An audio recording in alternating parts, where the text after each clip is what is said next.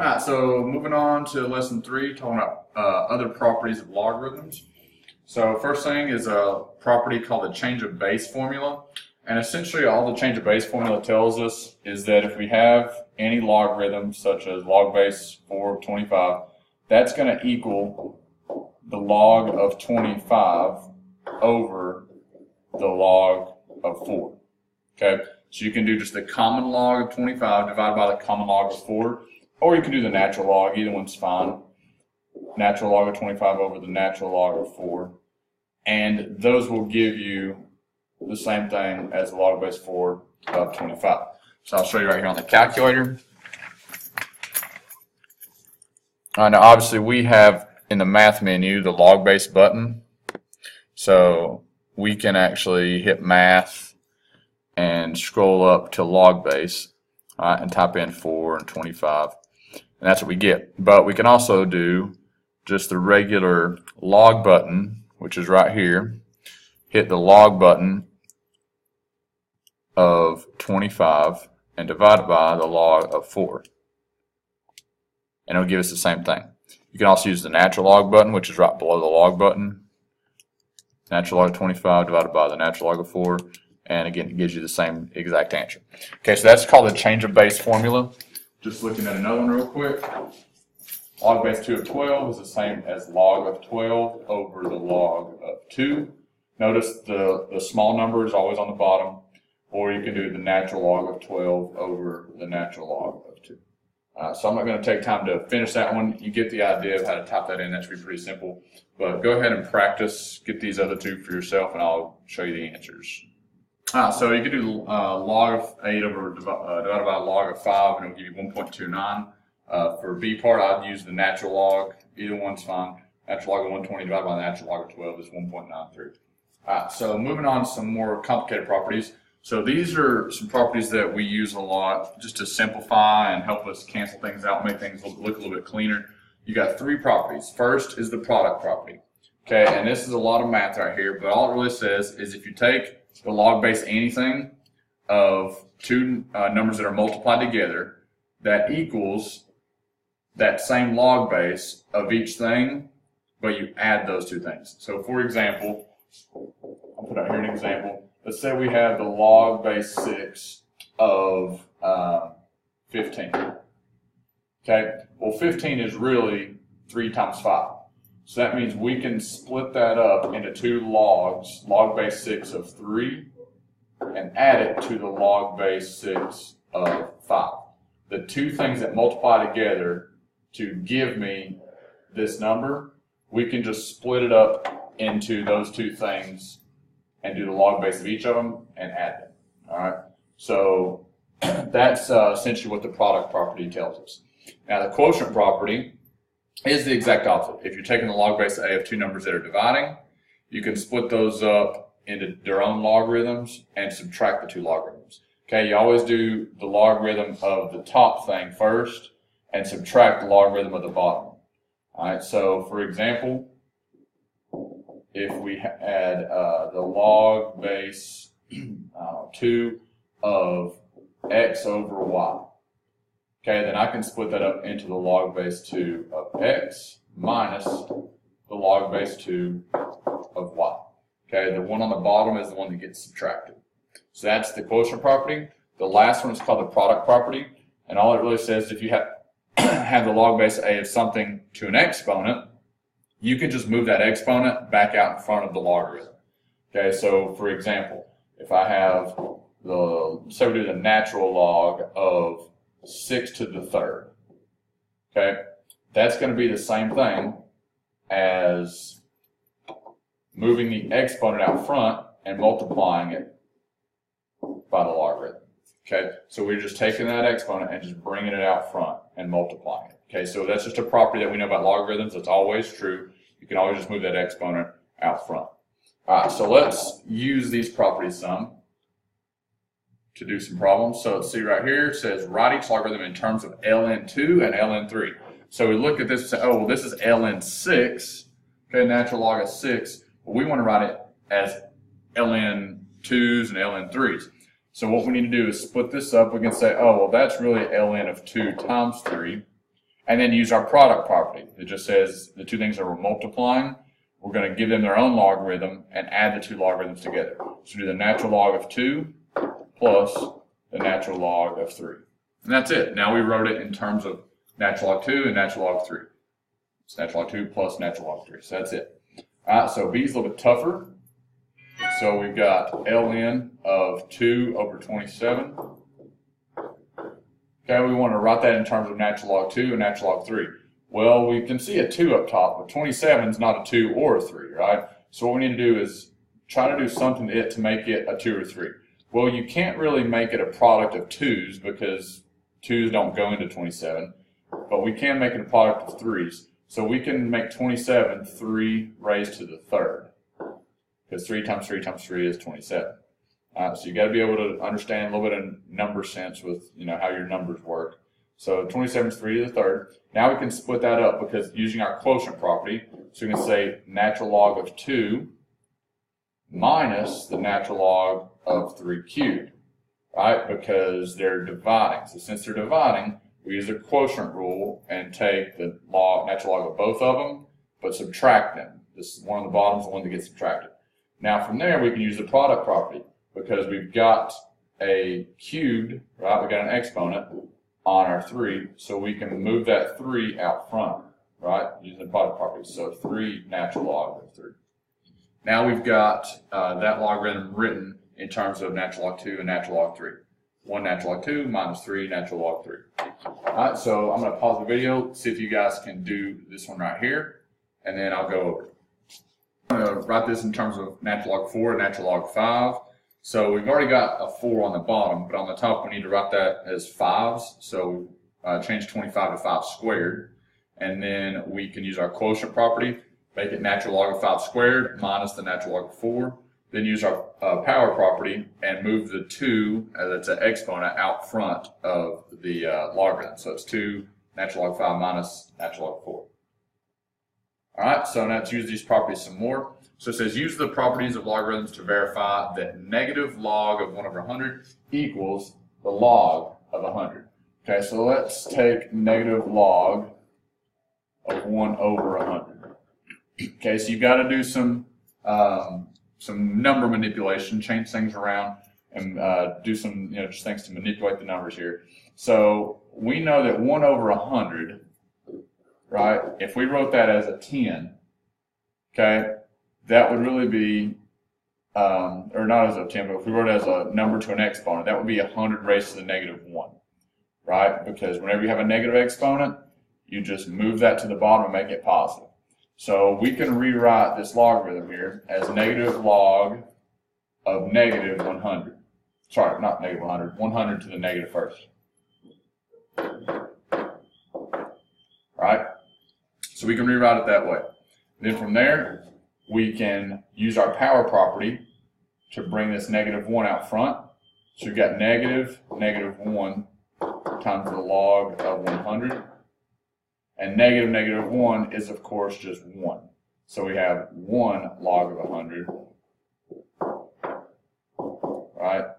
1 times log of 100 is just log of 100. So we showed that negative log of 1 over 100 equals log over 100 by using our knowledge of the power property and also our knowledge of negative exponents, how negative exponents change into a fraction.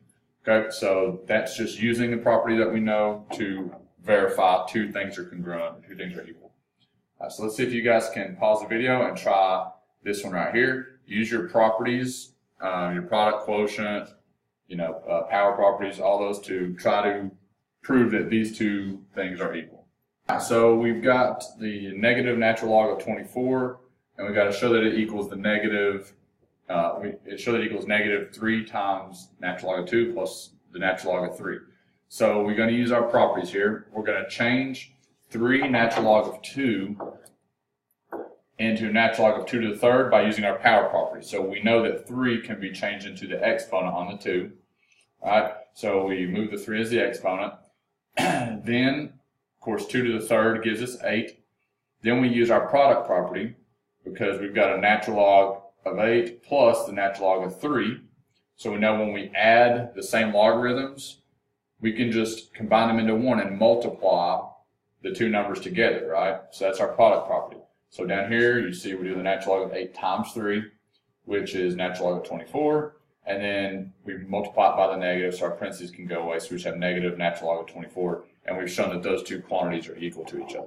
All right, so just using your product properties, working backwards sometimes, working forwards other times, to show that they're the same.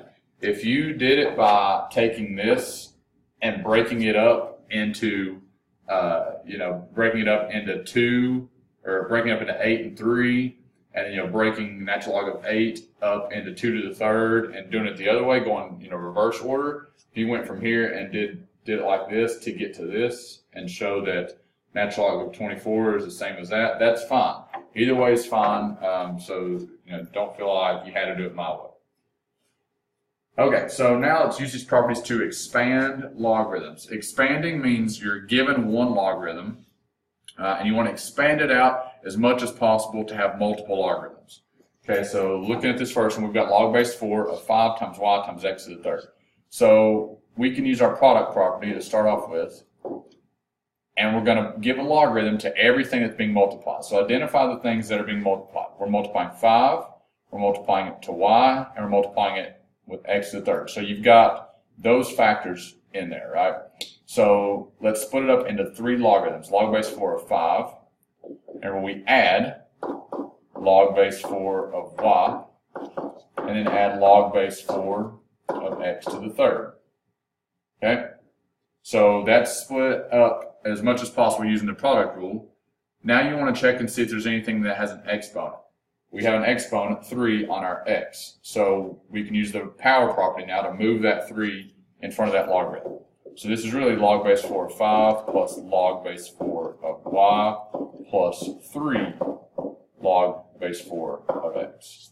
Okay, now we have that one expanded as much as possible. Okay, it's 3 different logarithms and they don't have any exponents on the term we're taking the logarithm of. So that's as simplified as it can get. All right, I'll do another one here. Natural log. Okay, so we're dividing right here, so we're going to use the quotient property. So we can split up and say the natural log of the square root of 3x minus 5 minus the natural log of 7. All right, now understand anytime you have a radical, okay, a square root, a cube root, those are really exponents, right, written as fractions. Okay, I don't know if we remember this or not, but square root of x, that's the same as x to the 1/2. The cube root of x is the same as x to the 1/3. Okay, so anytime you have a radical, that radical, you need to treat it like it's a fractional exponent. So let's change this to be natural log of 3x minus 5, put in parentheses, and raise it to the 1/2. Then we have minus natural log of 7. Okay, so now we got to use our power property. We've got 1/2 as an exponent, so we need to move it out front and make it 1/2 natural log of 3x minus 5. You got to put that 3x minus 5 in parentheses to show you're taking the natural log of the whole thing, minus natural log of 7. Now we've expanded out our logarithm as much as possible. That's our answer right there to expand each expression. All right, let me know if you have questions on those. But if you don't, go ahead and practice expanding logarithms using those 3 properties with these 2 problems right here. Let me know if you need help. All right, so right here, you can see how we expanded these out. Your answer for A is 4 natural log of x plus 1/2 natural log of y minus 5 natural log of z. And for B part, it's 1/2 log base b of x plus 4 log base b of y minus 4 log base b of z. All right, now one thing I want to make sure I explain right here that isn't in this problem, in either one of these, is that if you have 2 things on the bottom, so like right here, we've got two factors up top, right? We've got the x to the 4th times the square root of y. On the bottom, we only have 1. If you had a second on the bottom, let's say it was z to the 5th times, b squared. Okay, so now you have 2 factors on the bottom. Both of those would be subtracted. Okay, so all the ones on the top would be added, and all the ones on the bottom would be subtracted. So you would have minus, you would also have a minus 2 ln of b right here to go along with everything else. Okay, so any of the factors on the bottom will be subtracted. Any of the ones up top are going to be added. Okay, so let's go on and look at condensing logarithms. So this is just going the opposite way. Instead of being given one and needing to split it up into multiple logarithms, you're given a bunch of same logarithms and you want to condense them, okay, into one. Now, one thing that you got to pay attention to is that to do this, your logarithms have to be the same kind of logarithm. Okay, that one of them can't be a log base 3 and the other one be a natural log. Okay, or you can't have a log base 2 and a common log. They've got to be the same log base. All right, so we always got to check that first before you try to condense them. So right here, let's look. We've got a log base 10, right? It's common log. The common log of x plus 3, and then the common log of x plus 1. So those are the same logarithm, so we can condense them. First thing you want to do is move any of the numbers out front, any of the coefficients, to be exponents. That's the first thing we want to do. So we want to take the 1/2 and move it right here as an exponent on the x. Take the 3 and move it over here as an exponent on x plus 1. So let's do those first. So log of x. Now we raise it to a 1/2 plus log of x plus 1 and raise it to the third. Okay. Now we remember that when we raise it to a 1/2, that's the same thing as a square root. So let's make that just square root of x, and then plus log x plus 1 cubed.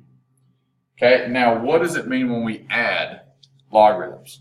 When you add them, that means that you really can condense them into one where those two things are multiplying by each other, right? So we can take those two logarithms and condense them together and multiply and say log of square root of x times x plus 1 cubed, right?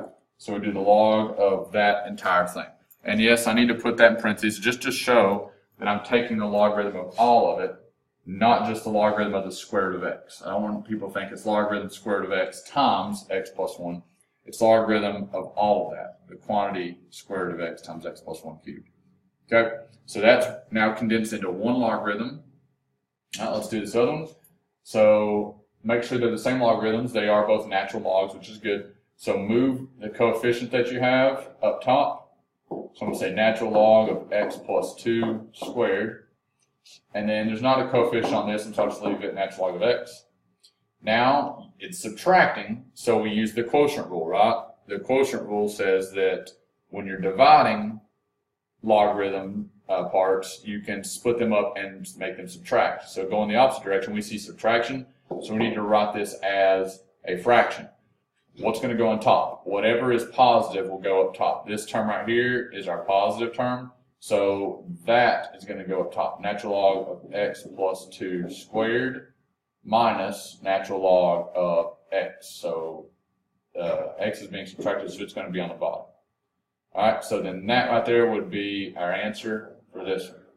Natural log of x plus 2 squared all over x. Alright, so now you guys try these two and let me know if you need any help. Alright, so this first one looks a little complicated. Essentially, right here, because everything's multiplied by 1/3, we'll take care of this stuff in parentheses first and condense those together. So we see log base 2 of x minus log base 2 of x minus 4. They're subtracting, so we're going to combine them into one logarithm by dividing the two things we're taking the log base of. So we put x on top, x minus 4 goes on the bottom. And then we use the product property by moving a 1/3, which is multiplying that logarithm as an exponent.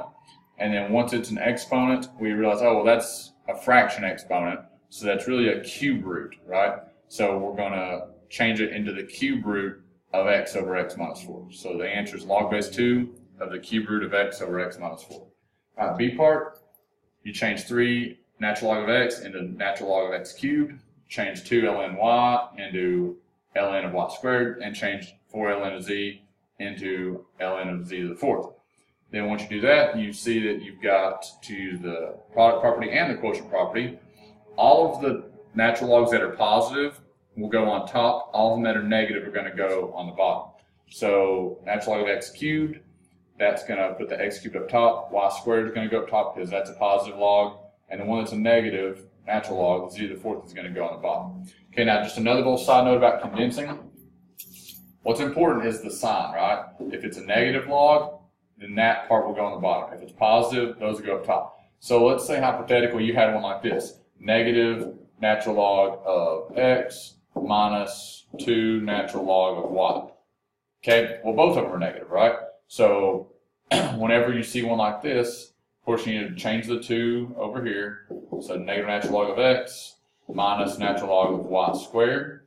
So this means that we're going to have the natural log, and x is going to go on the bottom because it's got a negative exponent right here, right? And then the y squared is also going to go on the bottom because it's got a negative exponent. Or sorry, not negative exponent, a negative sign in front of it. So those are both going to go on the bottom. And then you're like, well, what would I have on top? Well, you just leave a 1 on top. So it'd be the natural log of 1 over x y squared. Okay, so just pay attention to the signs when you're condensing. If the logs are negative, then the thing you're taking the logarithm of goes on the bottom. If the logarithms are positive, then the things are going to go up top that you're taking the logarithm of. All right, let me know if you need any help on any of this stuff. If it makes sense, then you can go ahead and practice using these problems right here. And just remember those 3 properties: product property, quotient property, and power property.